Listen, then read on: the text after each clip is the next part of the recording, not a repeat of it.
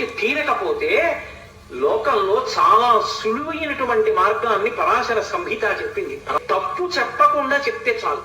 హనుమకి ప్రదక్షిణం చేస్తూ నిశ్శబ్దంగా మాట్లాడకుండా ఆంజనేయం మహావీరం బ్రహ్మ విష్ణు శివాత్మకం కరుణార్క ప్రభం శాంతం ఆంజనేయం నమామ్యహం ఈ శ్లోకం చెప్తూ హనుమకి 108 మాటలు ప్రదక్షిణం చేసి వక్కలతో కాని పువ్వులతో కాని అక్షతలతో కాని మాత్రమే లెక్క పెట్టాలి. కాగితం మీద గుచ్చడం పెన్నుతో కొట్టడం అలా చేయకూడదు. వక్కలు 108 ఓ డబ్బాలో పట్టుకెళ్ళి ఖాళీ డబ్బా పట్టుకెళ్ళి ఈ శ్లోకం ఒక ప్రదక్షిణం చేసినప్పుడు మళ్ళీ స్వామి దగ్గరికి రాగానే నిలబడి ఈ శ్లోకం చెప్పడం.